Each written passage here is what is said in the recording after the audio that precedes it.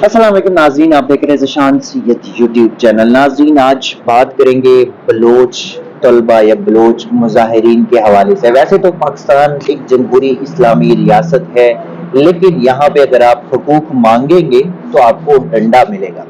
अब बलूचिस्तान में जिनकी अपने गुमशुदा होते हैं, उस जबरी गुमशुदगी के खिलाफ इस्लामाबाद की तरफ बलोच की बहनों, माओं और भाइयों का जो एक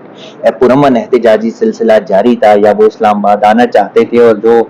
साहिब इक़्तिदार तक अपनी आवाज़ पहुंचाने की कोशिश कर रहे थे। गुज़श्ता रोज़ इस्लामाबाद पुलिस की जानिब से रात की इस सर्दी रात में उनके ऊपर बदतरीन तशद्दुद किया गया, शेलिंग की गई, उनकी गिरफ्तारियां की गई। और आज इस्लामाबाद हाई कोर्ट में वो मामला है जो कि सुबह से लेके अब तक वो मामला चलता रहा। आईजी इस्लामाबाद भी अदालती हुक्म पे पेश हुए। कुछ खातिर ख्वाह रिलीफ हम नहीं कह सकते कि मिल गया, लेकिन हमारे पास हमारी एक बहन जो इन जबरी गुमशुदियों के हवाले से जो मामलात को बड़ा फ्रंट से लीड करे, समीउद्दीन बलोच, वो हमारे साथ मौजूद है। मैडम शुक्रिया। ये बताइएगा कि बलूचिस्तान से लोग क्यों आ रहे हैं, गुज़श्ता रात क्या हुआ, सीधा सीधा नुकात में बताओ, इस्लामाबाद हाई कोर्ट में आज क्या हुआ? जी, आपका बहुत शुक्रिया। पहली तो बात यह है कि बलूचिस्तान में एक अरसा दराज से वहाँ पे इंसानी हकूक़ की पामालियाँ हो रही हैं, और ख़ास तौर पर लोगों को जबरी गुमशुदा करना। मैं खुद एक विक्टिम हूँ जबरी गुमशुदगी का। मेरे वालिद डॉक्टर दीन मोहम्मद बलूच गुज़िश्ता 14 सालों से जबरी तौर पर गुमशुदगी का शिकार हैं। तो बलूचिस्तान में ये जबरी गुमशुदगियों का सिलसिला शुरू हुआ, उसके बाद इन्हीं जबरी तौर पर गुमशुदा अफराद को मुख्तलिफ हरबों से मारना और उनकी जो है लाशें फेंकने का सिलसिला शुरू हुआ। पहले हमने देखा कि बलूचिस्तान में हमें मास ग्रेव्स मिली, फिर हमने देखा कि वहाँ पर लावारिस कब्रिस्तान आबाद हो रहे थे। फिर अभी एक ऐसा मरहला आया जो कि बहुत ही खतरनाक है, जिसमें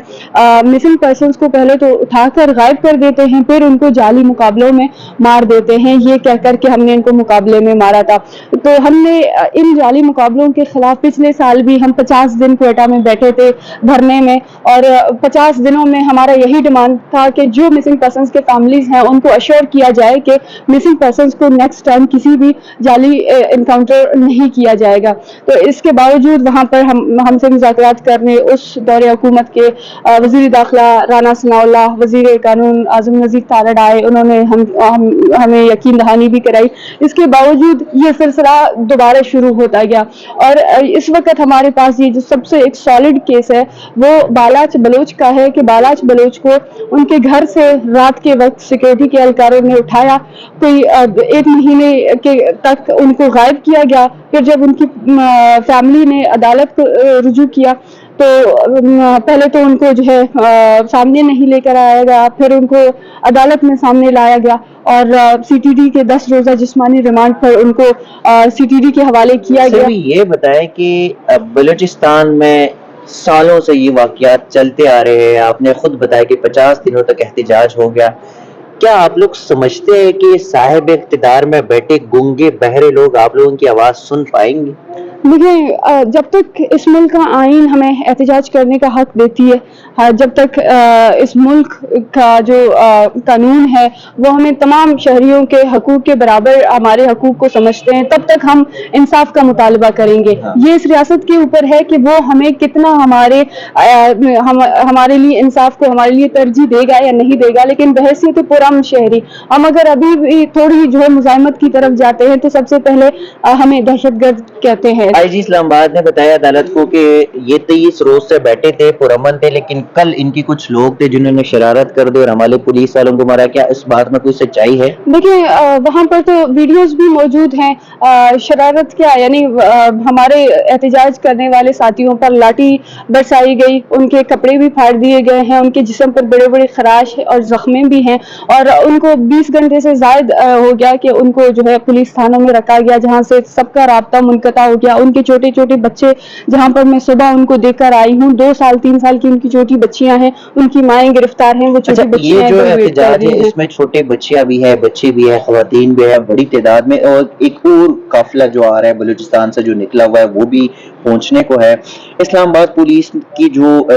बेगैरती या बेहिसी कह ले, ये तो इंतहा है, और खासकर ये जो मौजूदा कुछ महीने कई साल से हम देख रहे हैं कि किस किस्म की इंसानी हकूक के खिलाफ वर्जियां हो रही है। इस्लामाबाद हाई कोर्ट में आपने पिटीशन दायर कर दी, इस्लामाबाद हाई कोर्ट पे समाअत भी हुई, आईजी को तलब भी कर लिया, लेकिन कुछ रिलीफ नहीं मिला। तो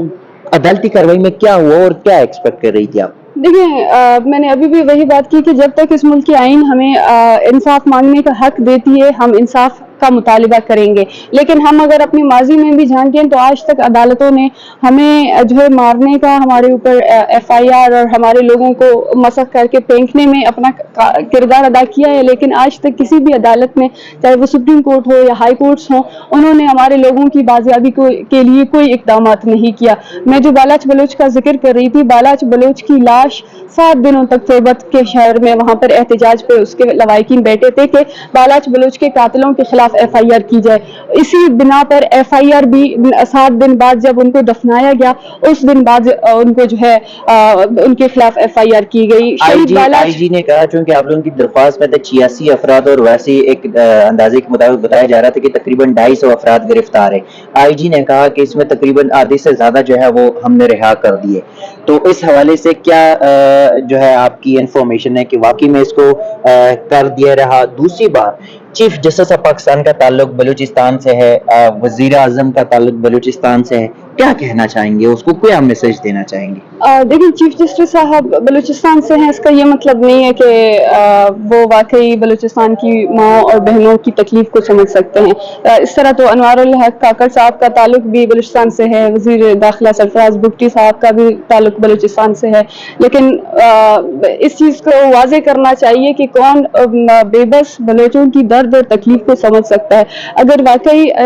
قاضی صاحب بلوچستان سے ہیں اور وہ بلوچستان کی زمین کو اپنی زمین اور بلوچستان کے لوگوں کو اپنے لوگ اپنی عوام سمجھتے ہیں تو اس کے لیے اقدامات اٹھانے چاہیے، اس کے لیے اپنے لوگوں کے لیے لڑنا ہوگا۔ آج چیف جسٹس صاحب اتنی جو ہے بڑی ایک انصاف کی کرسی پر بیٹھے ہیں، ہم ان سے توقعات لگا کر بیٹھے ہیں، وہ ہمیں یہاں سے مایوس نہیں کریں گے، تب ہم سمجھیں گے کہ وہ بلوچستان ہے اور انہوں نے بلوچستانی ہونے کا حق ادا کیا۔ جو گزشتہ روز کا جو واقعہ ہے، گزشتہ رات کا، ابھی تک کتنے افراد جو ہے وہ رہا ہو گئے ہیں؟ دیکھیں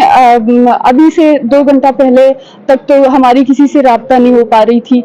ہمارے سارے لوگ کہاں پر ہیں، کس تانے میں ہیں، کسی سے کوئی رابطہ نہیں ہو پا رہی تھی، ہمارے لوگ بھی جا کر ملاقات کرنے کی کوشش کر رہے تھے، کسی کو جانے نہیں دے رہے تھے، لیکن ابھی چونکہ ہم نے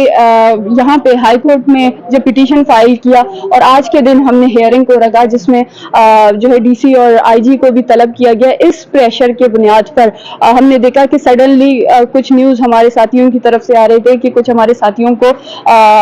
سامنے لایا گیا ہے اور ان کی بیل ہو رہی ہے، لیکن ابھی تک یہ اس بات میں کوئی کنفرمیشن نہیں ہے کیونکہ ہم باہر نہیں نکلے ہیں، ہم خود ان فیملی سے نہیں نکلے ہیں۔ جس طریقے سے اسلام آباد پولیس کہہ رہی ہے کہ ان کے جو گرفتاریوں میں کوئی خواتین شامل نہیں تھے، تو حالانکہ یہ بالکل اس کے برعکس ہے، اس میں 50 سے زائد خواتین شامل ہیں، لیکن جب تک ہم خود آئی جی نے تو کہا تھا کہ خواتین ہمارے پاس کوئی گرفتار ہی نہیں ہے بلکہ ایک خاتون ہے، لیکن وہ خواتین کو جس طریقے سے وہ وینز پہ چڑھا رہے ہیں، پولیس وینز پہ، اور جہاں پہ تھانوں کے اندر سے ان کی ویڈیوز وائرل ہوئی ہیں، تو مجھے سمجھ نہیں آ رہی کہ وہ کس طرح وہ کبوتر کی طرح اپنی آنکھیں بند کر کے وہ سمجھتے ہیں کہ ہم سب کی آنکھیں بند ہیں، تو اس طرح نہیں ہے، حقیقت پر مبنی چیزیں ہیں اور حقیقت کو نہیں جھٹلایا جا سکتا ہے۔ بلوچ نوجوان اس میں بڑی تعداد میں خواتین بھی ہے، اور اس جبری گمشدگیوں کے جو احتجاج ہے یا جو یہ تحریک ہے اس کو بڑا فرنٹ پہ وہ بڑا فرنٹ لیڈ کر رہی ہے۔ بلوچ خواتین میں یہ حوصلہ جو کہ یہ سمجھا جاتا تھا کہ یہ گھریلو خواتین ہیں، جبری گمشدگیاں جو کہ ایک غلط فعل ہے، غیر آئینی، غیر جمہوری ہے، لیکن اس حرکت سے بلوچ خواتین کو ایک جذبہ ضرور ملا ہے، اس حوالے سے کیا کہیں گے؟ لیکن بلوچ خواتین کو اس دن یہ جذبہ، یہ شعور آپ کہیں، یہ جرت، یہ ہمت اس دن ملی جب ان کے گھر سے ان کے مردوں کو اٹھا کر غائب کیا گیا، ان کے بیٹے، ان کے بھائی، ان کے شوہر سالوں سال غائب ہوتے گئے اور ان کو نہیں پتا چلا کہ وہ کہاں ہے، کس حال میں ہے، اور اسی جبر نے میں سمجھتی ہوں ہماری خود یہ جو ایک سیاسی تربیت ہے، آج جو ہم مزاحمت کے راہ پر چل رہے ہیں، یہ ہماری تربیت اس ریاست اور اس کے پالیسیز نے خود کیا ہے۔ ہم نے کبھی نہیں چاہا ہم سڑکوں پر آئیں، ہم احتجاج کریں، لیکن جس طریقے سے جس پروسیس سے ہم لوگ گزرے ہیں، جس درد تکلیف سے ہم لوگ گزرے ہیں، اس چیز نے ہمیں مجبور کیا ہے کہ سڑکوں پر آنا ہے اور اپنے حقوق کے لیے بات کرنی ہے۔ شکریہ۔ ناظرین، وہ پشتو کا ایک شعر ہے، کد ظلمونا پورا نشہ گرانا وطنا پجینا کو بدی گٹما، بالکل بلوچ خواتین جو اس تحریک کو فرنٹ پر لیڈ کر رہے ہیں، وہ اس شاعر نے کبھی جو کہا تھا وہ بالکل واقعی سچ ہو رہا ہے۔ اب دیکھنا یہ ہوگا کہ اسلام آباد ہائی کورٹ کی چیف جسٹس عامر فاروق کل اس کیس میں کیا ڈائریکشن اور کیا ایک ریلیف دینے کی موڈ میں ہوں گے، وہ آپ کے ساتھ کل شیئر کریں گے۔ تب تک کے لیے دیجیے گا اجازت، اللہ حافظ۔